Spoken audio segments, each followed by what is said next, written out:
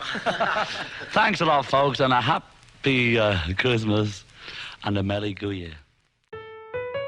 Give peace a chance. Yoko Ono, John Lennon's wife for a decade before his death, described John Lennon as someone who prayed and loved the human race. Following the breakup of the Beatles, John Lennon became increasingly more famous for his political activism during the late 60s and into the 70s. During this time, there was the trouble that was known as the Vietnam War. Arguably, one of the most controversial wars in modern history was the one involving the American military stripping away the human qualities of the Vietnamese people. In the year 1971, John Lennon decided to move with his wife to New York, and from there he increasingly became frustrated on the current political climate at that time. In the winter of that year, he released a song celebrating Christmas, but also asking life's darkest questions. A few years prior, he and Yoko Ono established billboards across 11 different major cities that had the slogan, "War is over." John Lennon thought that the Vietnam War was nowhere near close to being ended. There was also the factor that the politicians who were voted into office had lied to the public about trying to make peace deals in Vietnam. Lennon's statement following the release of the billboards were as followed: "What we're trying to promote is an awareness in people of how much power they have, and not to rely too much on the government,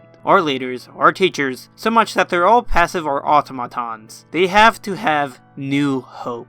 In the song Happy Christmas, Lennon insinuates the birth of Christ. At times we forget what Christmas is really about. And not to get too biblical here, but Christmas was founded upon the birth of Jesus Christ, and how much he gave to the world in the scripture. John Lennon then asks what we as humans have done to promote the peace Jesus Christ had tried to promote since the first millennium. So the question is if the listener to this song has done anything to promote peace. Has the listener done anything at all to try and change the world for the better? The anti-war message continues, hoping that the new year that is about to come leads into a sense of social unity, that is, the hope of people working together and the lack of conflict, leading to a happy society. He then starts listing off various types of individuals who range from various types of social classes and ethnicities. He mentions the yellows, which at the time wasn't offensive as it is now, to distinguish the fact that the Vietnamese and their Christmas this year won't be as joyful as such people from the United States. The final lines of the song is the mantra that Lennon had and continued to chant in the final years of his life, which was of course, "War is over." Following the release of the song, the Nixon administration disapproved of Lennon's anti-war message and tried their best to deport John Lennon from the United States. President Nixon feared that his bid on re-election could have binged on various types of artists in the entertainment and music industry. The act of trying to deport Lennon was known as the Strategic Countermeasure. In March of 1973, after countless of legal battles with the government, Lennon was posed on a 60 days leave of the United States. Lennon then created a concept for a country he called Newtopia, which he described as a place with no land, no boundaries, no passports, only people. Following the time frame of deportation, Nixon himself was wrapped up in a scandal of his own, known as Watergate. Following his resignation, President Gerald Ford could care less about the situation with Lennon and just let the artist be, leading to the overturning of the deportation letter. Happy Xmas and various other songs written by Lennon led to a whole fiasco that he shouldn't have been ridiculed for. Lennon's final few years were spent in the United States. On December 8th, 1980, John Lennon was assassinated by a lone gunman named Mark David Chapman.